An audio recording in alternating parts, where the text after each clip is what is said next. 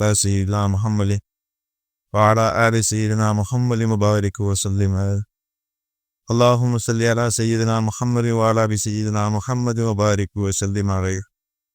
اللهم صل على سيدنا محمد وعلى آل سيدنا محمد الذي كلنت البركة بذاته ومحياه وتعطرت العوالم بطيب ذكره وإياه. அல்ஹம்துலில்லாஹ். அல்லாஹ்வினுடைய மனத்தான ஃபதுல் ரஹ்மத் அருட்கிருபையினால் முஹர்ரம் மாதத்தினுடைய இந்த ஜும்மாவுடைய நன்னாளில் அல்லாஹ் சுப்ஹானஹு வ தஆலா நம்மை தான் இங்கே ஒத்துழைத்து இருக்கின்றான். அந்த வல்ல ரஹ்மானுக்கு எல்லா புகழும் உரித்தாகட்டுமாக. அல்ஹம்துலில்லாஹ் அல்ஹம்துலில்லாஹி ஹம்தன் கஸீரன் தய்யிபன் முபாரகன் ஃபீ. அன்பான சகோதரர்களே, அல்லாஹ் சுப்ஹானஹு வ தஆலா மனித சமுதாயத்திற்கு உன்னதமான இடத்தை தன்னுடைய மனதிலும் பழகி இருக்கின்றார். அவனுடைய இந்த உலகத்திலும் அவன் வழங்கி இருக்கின்றான். அதற்கான முக்கியமான ஒரு காரணம், அல்லாஹ் நம்மோடு இருப்பதற்கான தகுதியை கொண்டவர்களாக நாம் இருக்கின்றோம். அல்லாஹ் நம்மோடு இருக்கின்றான் என்ற அந்த உணர்வை அடைவதற்கான வாய்ப்பை உடையவர்களாக நாம் இருக்கின்றோம். அந்த உணர்வு இந்த உலகத்தினுடைய எல்லா துன்பங்கள் துயரங்களையும் நம்மிடத்திலிருந்து ஆற்றுப்படுத்துவதற்கு வல்லதாக அமைந்திருக்கின்றது. மனிதர்கள் அனைவருமே தன்னோடு ஏதாவது ஒன்று இருக்கின்றது என்ற எண்ணத்தினால்தான் இந்த உலகத்தினுடைய பிரச்சனைகளை எல்லாம் அவர்கள் இலேசாக கருதுகின்றார்கள். பணம் இருப்பவர்கள், என்னிடத்திலே பணம் இருக்கின்றது, என்னுடன் பணம் இருக்கின்றது, நான் எல்லாவற்றையும் சமாளித்துவேன் என்பதாக நினைக்கின்றார்கள். ஆனால் ஏதாவது ஒரு கண்டத்திலே அவர்களுடைய பணம் எல்லாம் அவர்களுக்கு கைவிடுக்காமல் போய்விடக்கூடிய ஒரு காட்சி அன்றாடம் பார்க்கின்றோம். பேங்க்ல பணம் இருக்கும், எடுக்க முடியாத நிலைமை வந்துடும். சாப்பாட்டு கூட சில சமயத்துல தருமானம் வந்துடும். ஒரு பெரு வெள்ளம் வரும் பொழுது, ஒரு பெரும் சீற்றம் ஏற்படும் பொழுதெல்லாம் மனிதர்களுடன் இருக்கக்கூடிய செல்வம் அவனுக்கு எதிர்மான பயனையுமே தராமல் போய்விடக்கூடிய காட்சியை நாம் பார்க்கலாம். அதே போன்று மனிதர்கள் இன்னுடன் இருக்கிறார்கள், என்னுடைய மனைவி மக்கள் இருக்கின்றார்கள். இப்படி உலகில் இருக்கக்கூடிய அல்லாஹ் அல்லாத மற்ற எவை என்னுடன் இருக்கின்றது என்பதாக நான் நினைத்தாலும் அப்பொழுது நாம் அவற்றால் கைவிடப்பட்டவர்களாக ஒரு கட்டத்திலே நாம் மாறுபடுகின்றோம். அல்லாஹ் நம்மோடு இருக்கின்றான் என்பது மட்டும்தான் நமக்கு இந்த உலகத்திலே நிம்மதியை அருளக்கூடிய ஒன்று. அதைக்காக குர்ஆன் திக்ர் என்பதாக சொல்லுகின்றது. அதன் மூலம்தான் மன நிம்மதி கிடைக்கும் என்பதாக சொல்லுகின்றது.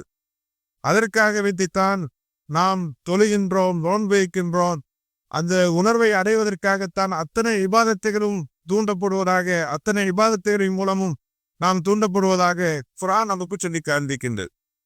உன்னதமான இபாதத்தாக இருக்கக்கூடிய தொழுகையை பற்றி அல்லாஹ் என்னதான் சொல்கின்றான்? எங்கள் தொழுங்கள் எதற்காக? அக்னி ஸலாத்த திக்ரி, என்னுடைய விக்ரை நீங்கள் அடைந்து கொள்வதற்காக, நான் உங்களுடன் இருக்கின்றேன் என்ற உணர்வை அறிவதற்காக. விக்ர் என்றால் வெறுமனே தஸ்பீஹ் ஓதுவது அல்ல. ஒவ்வொரு மணித்துளியிலும் அல்லாஹ்வை கொண்டுதான் நான் இருக்கின்றேன் என்ற உணர்வை அடைவதுதான். அதன் மூலமாக இந்த உலகத்தினுடைய எல்லா வாழ்க்கை நிலைகளுக்கும் மகிழ்ச்சிகரமானதாக ஆக்குவது. அல்லாஹ்வினுடைய நன்மை தீமை என்ற இரண்டு அம்சங்களும் அவனிடத்திலிருந்துதான் வருகின்றது என்ற அந்த உணர்வு கொண்டவர்களாக நம்முடைய நிம்மதியை தொலைக்காமல் இருப்பது என்பது மனிதன் நிம்மதியாக சந்தோஷமாக வாழ்வதற்கான அடிப்படையாக அமைந்திருக்கின்றது. அவன் நீண்ட காலம் இதன் மூலம் வாழ்வதற்கான வாய்ப்பும் அவனுக்கு கிடைக்கும். இல்லாக்க சின்ன சின்ன வயசுலேயே மூத்தா போயிடுறான். காரணம் என்ன? அவன் நிம்மதியாக வாழ்வதற்கான வாய்ப்பு இல்லை. நிம்மதியை தேடித்தான் எல்லா தவறுகளிலும் மனிதன் ஈடுபடக்கூடியவனாக இருக்கின்றார். ஆனால் அந்த தவறுகள் மென்னேறும் அவனை அறிவு பாலைத்துத்தான் கொண்டு போய் சேர்க்கின்றது. சீக்கிரமாகவே அவனை இந்த உலகத்திலிருந்து அப்புறப்படுத்தப்பட்டு வருகின்றது என்பதை நாம் பார்க்கின்றோம். ஆனால் அல்லாஹ்வை இணைத்துக் கொண்டிருப்பவர்கள் மறைந்ததற்கு பிறகும் வாழ்ந்து கொண்டிருக்கின்றார்கள். மண்ணிற்கு மேலே மலைத்ததற்கு பிறகும் கூட மண்ணிற்கு கீழே அவர்கள் வாழ்ந்து கொண்டிருக்கக்கூடிய அந்த அபூர்வமான காட்சிக்கு நாம் பார்த்து கொண்டுதான் இருக்கின்றோம். அன்பிற்குரியவர்களே, இதை ஏன் இங்கே உணர்த்த வேண்டி இருக்கின்றது என்றால், இது ஒரு அடிப்படையான ஒரு அம்சம். இதற்கு மேலே நம்முடைய ஞானவான்கள் நமக்கு மிக உன்னதமான சில விஷயங்களை கற்றுத் தருகின்றார். அல்லாஹ் நம்மோடு இருக்கின்றான் என்ற அந்த உணர்வு அல்லாஹ் குர்ஆனிலே சொல்லி காண்பிக்கின்றான்.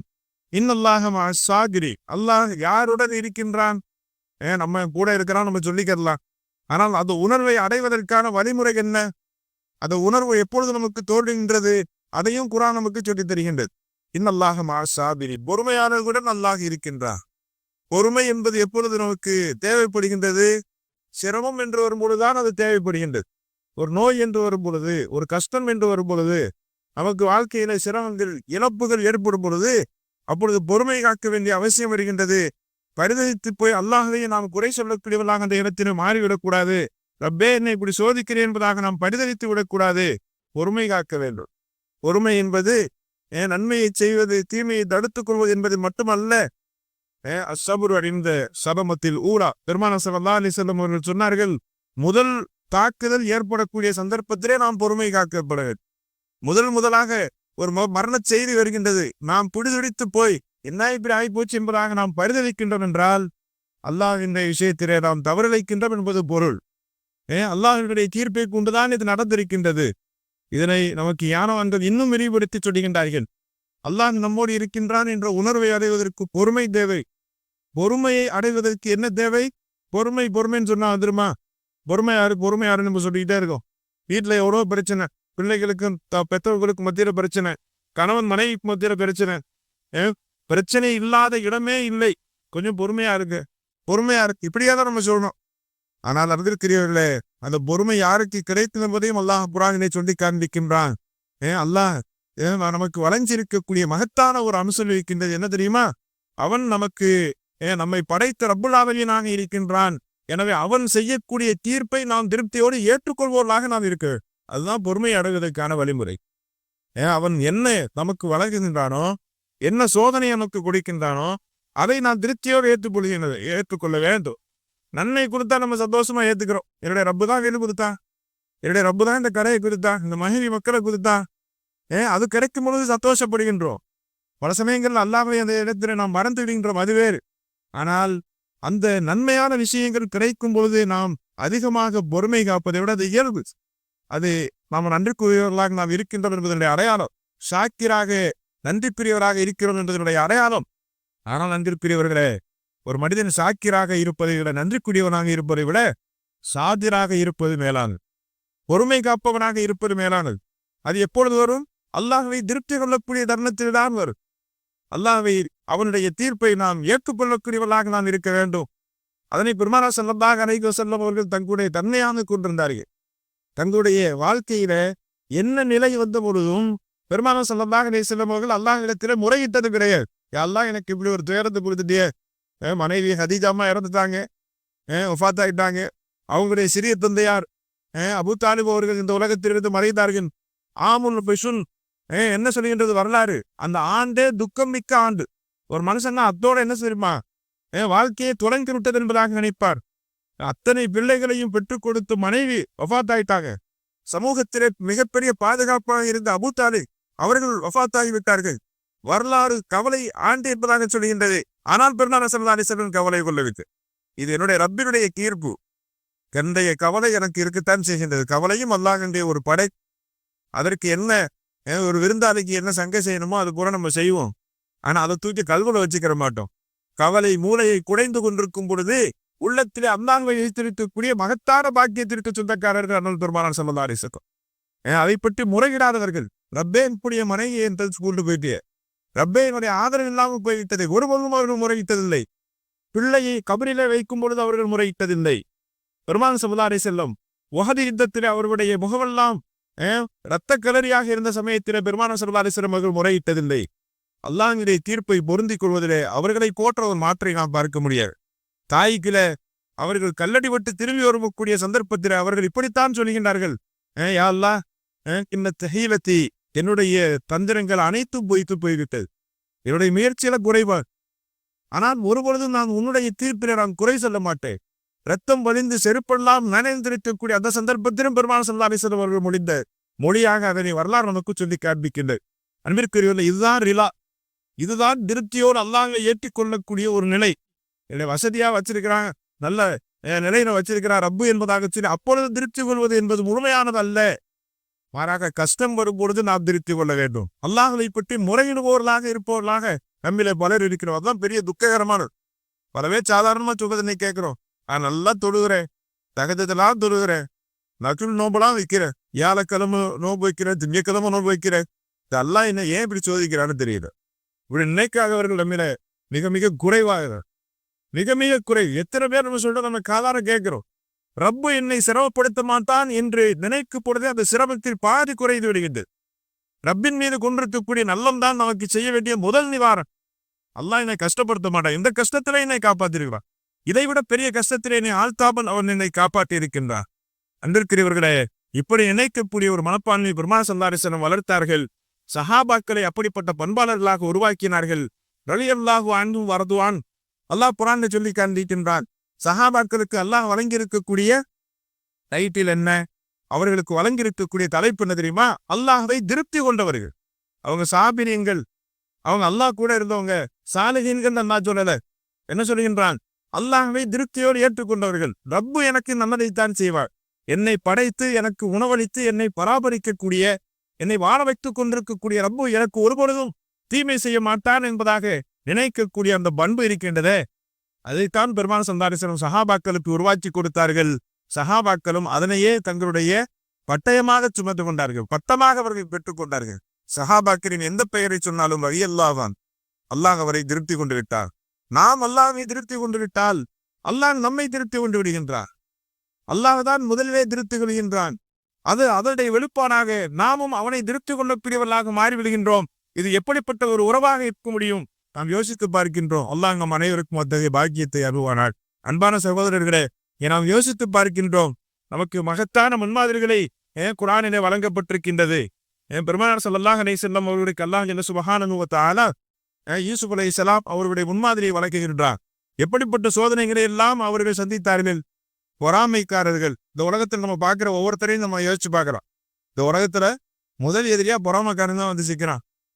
என்னென்ன நடக்கும் அது அத்தனையும் அதற்கு யூசுப் அலைஹிஸ்ஸலாம் வரலாற்றை நடந்து பொறாமைக்காரர்கள் அவங்களை கொண்டு போய் என்ன செஞ்சாங்க? கிணத்துல கொண்டு போய் போட்டு கொலை செய்வதற்கு முயற்சித்தார்கள். அது மட்டுமல்ல, அதற்கு பிறகு அங்கிருந்து காப்பாற்றப்பட்டு வியாபார நோக்கம் கொண்டவர்கள் நம்ம சுற்றி நிறைய பேர் இருக்கிறாங்க. யூசுப் அலைஹிஸ்ஸலாம் அவர்களை திரும்பி இருந்தாங்க. மிக மிக சொற்ப தொகைக்கு தி சமனின் பஸ்ஸி அல்லாஹ் குர்ஆன்ல சொல்லி காண்பிக்கின்றார். மிக மிக சொற்ப தொகைக்கு அடிமை சந்தையில திருப்பிட்டார். அது யூசுப் அலைஹிஸ்ஸலாம் ஒரு நபி, ஒரு உன்னதமாக இந்த உலகத்துல தீனை பரப்பிய நபி. குர்ஆனிலே அவர்களுக்கு என்ற ஒரு அத்தியாயம் இடம்பெற்றிருக்கின்றது. அவங்க பத்தி அல்லாஹ் ரொம்ப கண்ணியமா வாழ வச்சிருக்கிறான் அப்படின்னு சொல்ல முடியுமா? அல்லாஹ் சுப்ஹானஹு வ தஆலா அத்தனை சோதனைகளையும் அவர்களுக்கு செய்தார். அதற்கு அடுத்து நிலை வருகின்றது. காதலர்கள் வர்றாங்க. நம்ம நேசிக்கிறதுக்குன்னு சில பேர் இருப்பா. அவன் மூலமா ஏற்படுற தொந்தரவு அதோட பெரிய தொந்தரவு. காதல் நோய் தான் இன்னைக்கு இருக்கிற நோயிலேயே குடியாந்து கூட தித்தியமா காதல் தித்து முடியாது நான் சொல்றது. அன்று தெரிவதில்லை. அல்லாஹ் நம்மை பாதுகாக்கணும். காதல்னு சொன்னா இஷ்டு மஹப்பத் என்பது அல்லாஹ்வால் ஹலாலான முறையிலே கிடைக்கக்கூடிய ஒன்று. அது இன்னைக்கு எந்த அளவிற்கு அது சூறையாடப்படுகின்றது, அதன் மூலமா எவ்வளவு சமூக சீர்கேடு நடக்குது என்பதை பார்க்கிறோம். அதனை அது யூசுப் அலைஹிஸ்ஸலாம் அனுபவிச்சாங்க. அதனுடைய நிலை என்ன ஏற்பட்டுச்சு? அவங்க போய் சிறையில் போய் அடைபடக்கூடிய நிலை வந்து ஜெயிலுக்கு போகக்கூடிய நிலை யாருக்கு வந்துச்சுங்க? யூசுப் அலைஹிஸ்ஸலாம் அவர்களுக்கு ஏற்பட்டுச்சு. சரி, புத்திசாலிங்க இருக்கிறாங்க, அவங்க என்ன செய்வாங்க?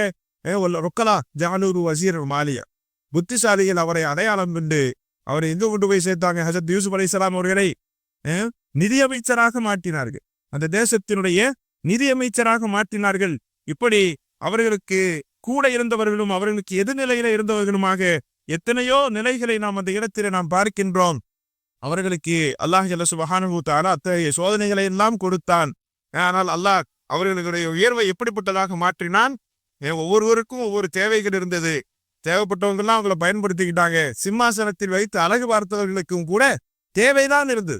அவங்களுக்கு அமைச்சர் பதவி தேவையில்லை. யாருக்கு? யூசுப் அலைஹிஸ்ஸலாத்துக்கு. அல்லாஹ் என்னோடு இருக்கின்றான். அல்லாஹ் குர்ஆன்ல சொல்லி காண்பிக்க, இன்னா நராக மினல் முஹ்ஸினீன், இறை உணர்வு கொண்டவர்களாகத்தான் நாம் உண்மை பார்க்கின்றோம். எங்கேயும் பார்க்கிறோம். சிறையில் இருக்கும் பொழுது அப்படித்தான் இருந்தான். அங்கேயும் இறை உணர்வு இருந்தது. சிம்மாசனத்தில் இருந்த பொழுதும் இறை உணர்வு இருந்தது. அல்லாஹ் தான் என்னோடு இப்பொழுதும் இருந்து கொண்டிருக்கின்றான். எனக்கு ரிஸ்க் அளிப்பவன் அவன் தான், என்னை வாழ வைப்பவன் அவன் தான், மூச்சு காற்றை உள்ளே போகச் செய்து வெளியே வரச் செய்து என்னை உயிர் வாழச் செய்து கொண்டு போவன் அவன் தான்.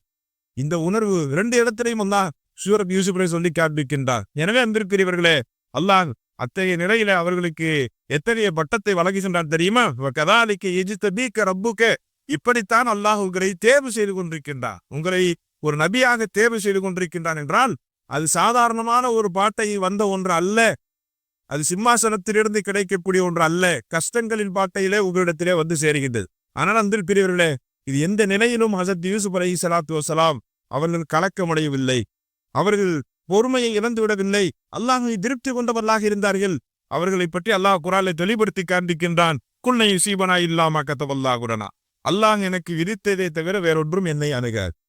அல்லாஹ் விதித்ததுதான், அல்லாஹ் விதித்ததைத்தான் நான் சந்தித்துக் கொண்டிருக்கின்றேன். எவ்வளவுதான் முயற்சி செய்தானோ ரப்பின் பக்கம் நான் நெருக்கமாக தவிர வேறு வழியே கிடையாது. ரப்பை நாம் உரத்து கொண்டே இருப்பதை தவிர வேறு வழியே கிடையாது. நாம் வீழ்ச்சி அடைகின்றோம் என்றால் என்ன காரணம்? ரப்பை மறந்துட்டு நம்முடைய ஹீராக்களை நம்ம செய்யறோம். வியாபாரங்கள்ல, கொடுக்கல் வாங்கல்ல, நம்ம விருப்பத்துக்கு சாதாரணமான விஷயங்களை கூட ரப்பினுடைய விஷயத்தை திருப்திக்கு நாம் தயாராகுது.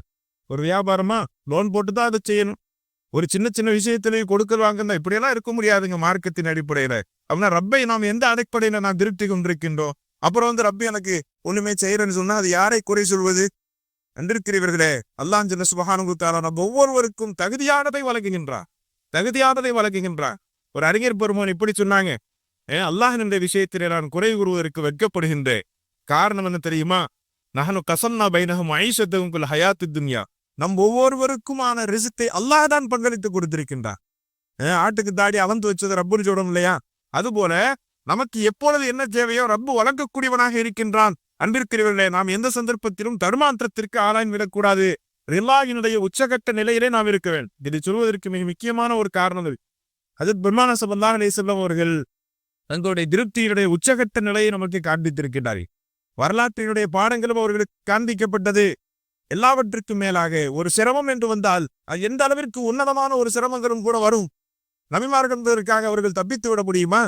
ஒருபொழுதும் அதற்கு அல்லாஹ்வினுடைய தீர்ப்பு இப்படித்தான். அதுக்கு பின்னாடி இருக்கக்கூடிய மாற்றங்கள் மிக பெரிது. இன்னும் ரிசுரீஸ்வரன் என்ற அடிப்படையில நம்ம ஒரு சிரமம் என்று ஒன்று வந்து விட்டால் அதற்கு பிறகு நாம் மிகப்பெரிய முன்னேற்றங்களுக்கு நாம் ஆயத்தமாகிக் கொள்ள வேண்டும். சஹாபாக்கள் சில பேர் என்ன ஒரு கஷ்டமே இல்லாம இருக்குன்னு கவலைப்படக்கூடியவங்களா இருந்திருக்கிறார். என்ன இன்னைக்கு காலைல பொழுதுல இருந்து ஒரு கஷ்டம் வரல, கஷ்டத்தை கொஞ்ச நேரம் ஜெயிச்சுக்க, அதுக்கு பின்னாடி நிறைய நன்மைகள் கிடைக்க போது, நிறைய நன்மைகள் நடப்போது. அப்படி வரவேற்பவர்களாக மாறக்கூடிய மனப்பாங்குக்கு இந்த ஒரு சிந்தனை அவர்களை இட்டு சென்றிருக்கிறது. வரலாறு நமக்கு சொல்லி காண்பிக்கின்றது. அன்பிற்குரியவர்களே, பெருமானார் ஸல்லல்லாஹு அலைஹி வஸல்லம் அவர்களுடைய வாழ்விலே உச்சகட்டமான ஒரு நிலை ஹஜ்ரத் ஹுசைன் அலைஹிஸ்ஸலாம் அவர்களுடைய ஷஹாதத்தாக அமைகிறது. அதனைத்தான் ஆஷூராவினுடைய 10வது தினத்திலே நாம் நினைவூட்டப்பட்டிருக்கின்றோம்.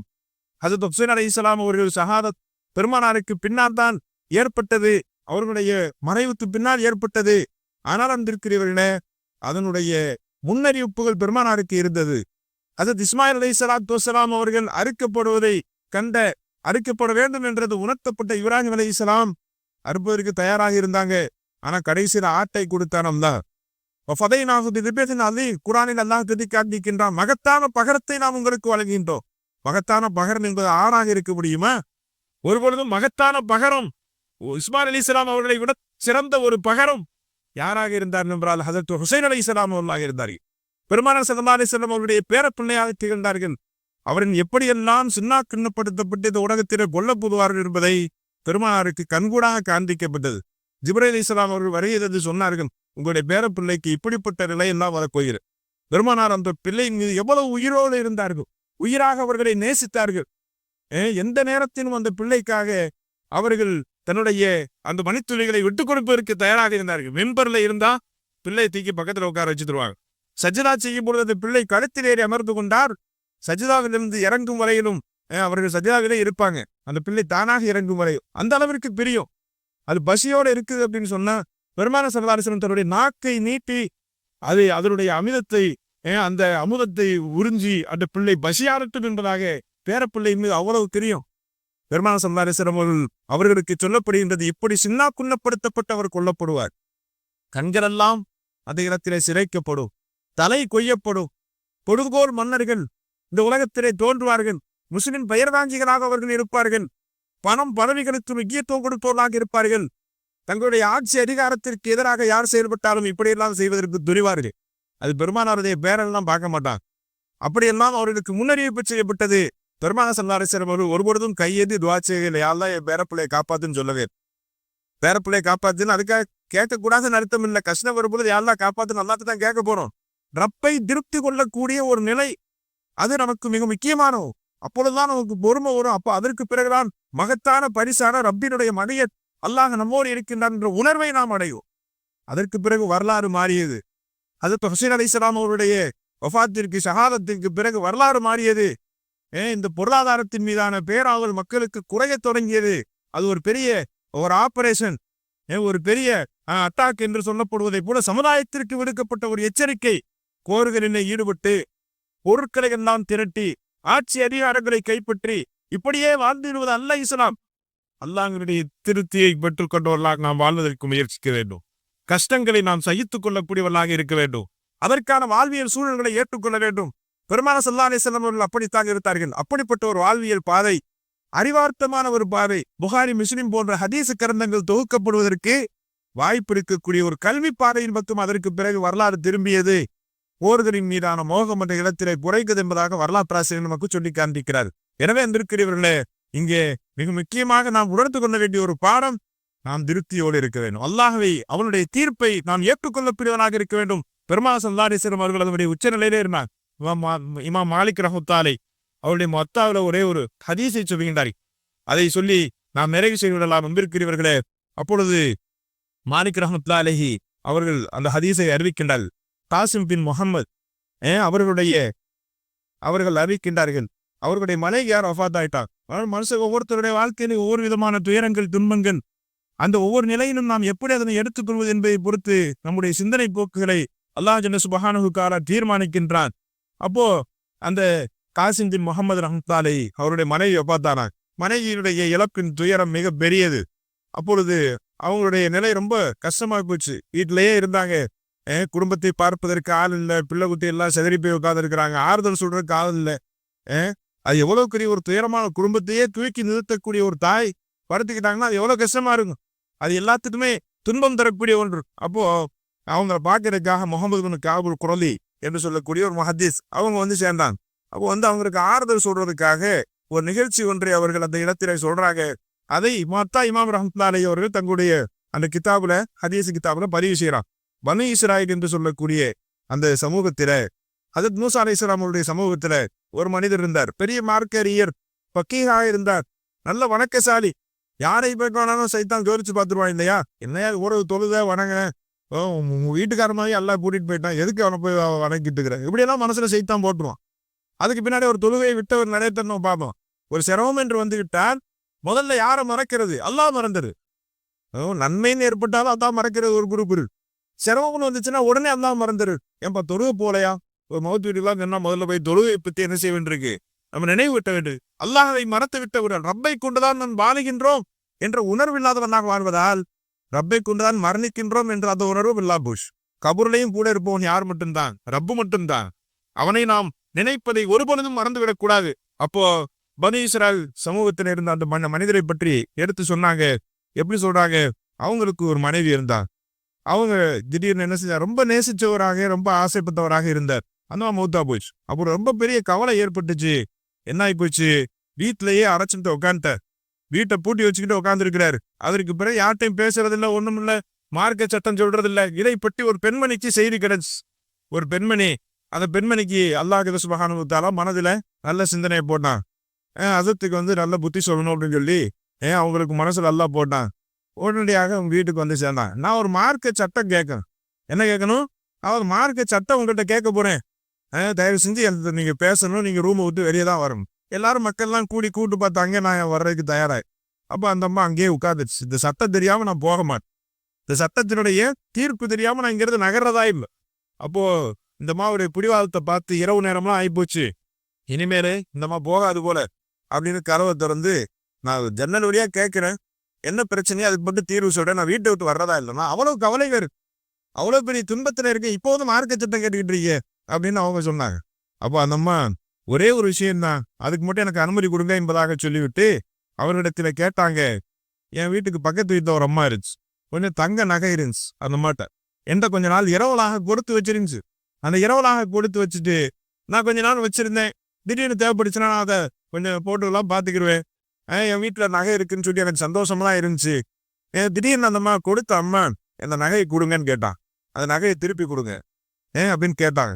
அப்போ நான் அந்த நகையை கொடுக்கணுமா, அல்லது அந்த நகை போச்சேன்றதுக்காக நான் வருத்தப்பட்டு இருக்கணுமா, அல்லது நானே வச்சுக்கணுமா, என்ன செய்யறது நாயகமா புரியல அப்படின்னு கேட்டான். அப்பதான் அசத் அவர்களுக்கு அல்லாஹ் வேற விதமா புரிய வைக்கிறான்.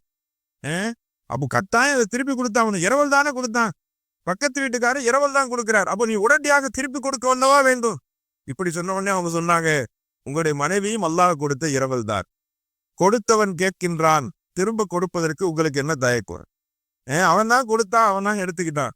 இப்ப எதற்காக வேண்டி நீங்க இவ்வளவு பெரிய கவலையில இந்த சமூகத்துக்கே சேவை செய்து கொண்டிருக்க நீங்கள் அடைபட்டு கிடக்க வேண்டும்? உங்களுடைய கவலையோடு இப்படியே நீங்க மண்ணு கட்டிட்டு நிக்கணும் அப்படின்னு சொன்ன உடனே அல்லாஹ் அவர்களுக்கு பெரிய சரவசத்தை ஏற்படுத்தினான். மனதுல தெளிவு ஏற்பட்டுச்சு. அந்த பெண்மணிக்கு அவங்க துவா செஞ்சாங்க. அதற்கு பிறகு ஒரு சூழ்நிலைகள் மாறியது. இதை ஹதீஸாக மத்தா இமாம் ரஹ்மத்துல்லாஹி அவர்கள் பதிவு செய்கின்றார்கள். இது நாம் வாழ்க்கையில் தெரிந்து கொள்ள வேண்டிய ஒரு பாடம். நம் வாழ்வில் இருக்கக்கூடிய ஒவ்வொன்றும் அல்லாஹ்வால் வழங்கப்பட்டது. நன்மையாக இருந்தாலும் தீமையாக இருந்தாலும் ரப்பை கொண்டுதான் அது நடக்கின்றது. இந்த உணர்நிலையே நாம் இருக்கும் பொழுதுதான் நாம் திருப்தி கொண்டவர்களாக இருப்போம். அல்லாஹ்வை நாம் திருப்தி கொண்டவர்களாக இருக்கிறோமான்னு அப்ப போய் செக்அப் பண்ணி பார்த்துக்கணும். அவன் மேல நமக்கு நல்லெண்ணம் இருப்பதுதான் மகிழ்ச்சிகரமான வாழ்க்கைக்கான வழி. அதன் மூலமாக நாம் பொறுமையாளர்களாக ரப்பினுடைய உணர்வை அடைந்தவர்களாக நாம் இருப்போம். வல்ல ரஹ்மான் நம் அனைவருக்கும் தௌஃபீக் செய்வானாக.